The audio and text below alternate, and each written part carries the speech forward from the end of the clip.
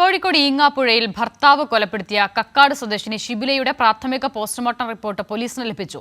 മരണകാരണം കഴുത്തിലേറ്റ ആഴത്തിലുള്ള മുറിവുകളെന്ന റിപ്പോർട്ട്. കഴുത്തിലേറ്റ 2 മുറിവുകളടക്കം ശരീരത്തിൽ 11 മുറിവുകളുണ്ട്. AK ലതീഷ് ചേരുകയാണ്. ലതീഷ്, പോസ്റ്റ്മോർട്ടം റിപ്പോർട്ടിന്റെ വിശദാംശങ്ങൾ.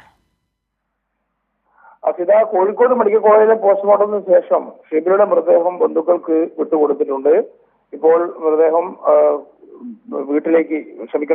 പൊതുദർശനം നടക്കുന്ന ഈങ്ങാപ്പുഴയിലെ മദ്രസയിലേക്ക് കൊണ്ടുപോകും. അവിടുത്തെ പൊതുദർശനം പൂർത്തിയാക്കി 5 മണിക്കുള്ളിൽ ഖബറടക്കം നടക്കുമെന്നാണ് ഇപ്പോൾ ബന്ധുക്കൾ അറിയിച്ചിരിക്കുന്നത്. കഴുത്തിൽ ആഴത്തിലുള്ള 2 മുറിവുകളാണ് ഇൻക്വസ്റ്റിൽ കണ്ടെത്തിയത്. ഈ 2 മുറിവുകളാണ് മരണകാരണത്തിന് ഇടയാക്കിയതെന്നാണ് പ്രാഥമിക postmortem report. Medical college forensic വിഭാഗം താമരശ്ശേരി പോലീസിനെ കൈമാറിയിട്ടുണ്ട്. പോലീസിന്റെ കസ്റ്റഡിയിലുള്ള പ്രതി യാസിറിന്റെ അറസ്റ്റ് ഇന്ന് രേഖപ്പെടുത്തിയിരുന്നു. യാസിറിനെ വൈദ്യ പരിശോധനയ്ക്കും അതേപോലെ തന്നെ ഫോറൻസിക് പരിശോധനയ്ക്കുമായി കോഴിക്കോട് മെഡിക്കൽ കോളേജിലും എത്തിച്ചു. വൈകിട്ട് യാസിറിനെ താമരശ്ശേരി കോടതിയിൽ ഹാജരാക്കും.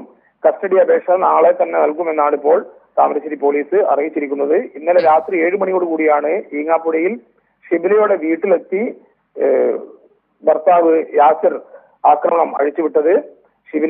ഷിബിലയ്ക്കും അതേപോലെ തന്നെ ഷിബിലയുടെ ഉപ്പ എന്നിവർക്കും ആക്രമണത്തിൽ പരിക്കേറ്റു. AK ലതീഷാണ് വിവരങ്ങൾ നൽകിയത്. പോലീസിന് ഇപ്പോൾ പോസ്റ്റ്മോർട്ടം റിപ്പോർട്ട് ലഭിച്ചിട്ടുണ്ട്.